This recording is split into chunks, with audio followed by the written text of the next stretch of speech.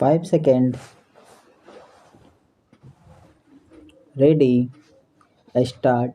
Nirbhaya gang rape मामले में 5 आरोपियों में एक अपीलार्थी ने अपनी मृत्युदंड की सजा पर पुनर्विचार के लिए यह याचिका प्रस्तुत किया था।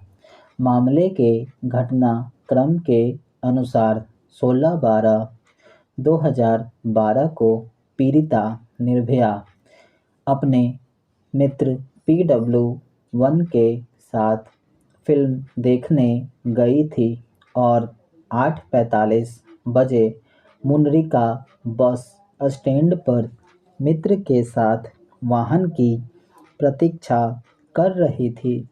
उसी समय पीड़िता अपने मित्र के साथ आरोपी बस DL1PC0149 में सवार हुई। अभियुक्त राम सिंह मृत जेल में आत्महत्या बस चालक था, जबकि अपीलार्थी बस का हेल्पर था। अभियुक्त गण ने पीड़िता के साथ गैंग रेप किया। पीड़िता के निजी अंग में लोहे का रॉड प्रवेशित किया। पीड़िता के मित्र के साथ मारपीट किया। उनके सभी कपड़े एवं वस्तुएं लूट लिया और पीड़िता एवं उसके मित्र को नग्न अवस्था में चलती बस से फेंक दिया। पीड़िता की नाजुक हालत को देखते हुए उपचार के लिए 27/12/2012 को सिंगापुर भेजा गया, जहां उपचार के दौरान 29/12/2012 को उसकी मृत्यु हो गई। विचारण न्यायालय ने अभिलेख पर मौजूद साक्ष्यों के आधार पर अपराध में अभियुक्तों की संलिप्तता और दोषिता साबित पाया और याची को भारतीय दंड संहिता की धारा 120 ख, 376 2 जी, 120 ख, 377 120 ख, 366 120 ख, 397 120 ख, 302 120 ख, 307 120 ख, 412 व 201 120 ख के अंतर्गत दोष सिद्ध किया और मृत्युदंड का दंड अधिरोपित किया, जिसकी पुष्टि उच्चतम न्यायालय ने भी कर दिया। अपील संख्या 609 610 2019 पर सुनवाई करते हुए इस न्यायालय ने भी निर्णय दिनांक 5/5/2017 के द्वारा याची की अपील निरस्त किया जा चुका है, जिसे मुकेश और एक अन्य बनाम राज्य NCT दिल्ली 2012-6 SCC 1 में प्रकाशित किया गया।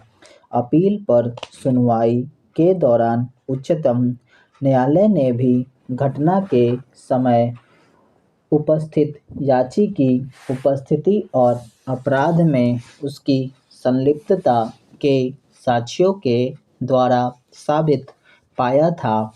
प्रत्यक्षदर्शी साक्षी एवं पीड़िता के मित्र ने स्वयं याची की पहचान की थी और बताया था कि वह ड्राइवर के कैबिन से बाहर आया और पीड़िता को बस के पीछे भाग में ले जाकर उसके साथ बलात्कार किया। पीड़िता ने स्वयं अपने मृत्युकालिक कथन में अभियुक्त गण को एक दूसरे को नाम लेकर बुलाते हुए नामों का उल्लेख किया था, जिसमें उसने राम सिंह, मुकेश, विनय, अक्षय, विपिन, राजू का नाम लिया था। अक्षय वर्तमान याची है। साक्षी PW1 के द्वारा बताए गए के अनुसार मेट्रो कार्ड और अंगूठी याची की प्रेरणा पर उसके पास से जब्त हुआ था। इन्हीं साक्ष्यों पर अपीलार्थी के दंड को उच्चतम न्यायालय ने भी पुष्टि कर दिया था। अब याची की ओर से अनेक आधारों पर निर्णय दिनांक 5/5/2017 की समीक्षा चाहा गया, जिसे उच्चतम न्यायालय की पूर्ण पीठ ने अस्वीकार करते हुए निरस्त कर दिया है। निर्णय एक भारत के संविधान का अनुच्छेद 137 उच्चतम न्यायालय को अपने निर्णयों एवं आदेशों का पुनर्विलोकन करने की शक्ति प्रदान करता है। यह शक्ति संसद द्वारा बनाई गई किसी विधि या अनुच्छेद 145 के अधीन इस न्यायालय द्वारा बनाए गए नियमों के अधीन होती है। तदनुसार उच्चतम न्यायालय नियमावली 2013 के आदेश 47 नियम 1 में उपबंधित किया गया है कि उच्चतम न्यायालय सिविल प्रक्रिया संहिता 1908 के आदेश 47 नियम 1 के अधीन दीवानी मामलों में और अभिलेख पर प्रत्यक्ष प्रकट कृषि त्रुटि के आधार पर अपने द्वारा पारित अन्य निर्णयों या आदेशों का पुनर्विलोकन कर सकता है। 2. इस मामले के अन्य 2 अभियुक्तों की पुनरीक्षण याचिकाएं जिन्हें भी उन्हीं आधारों पर पेश किया गया था। स्टॉप।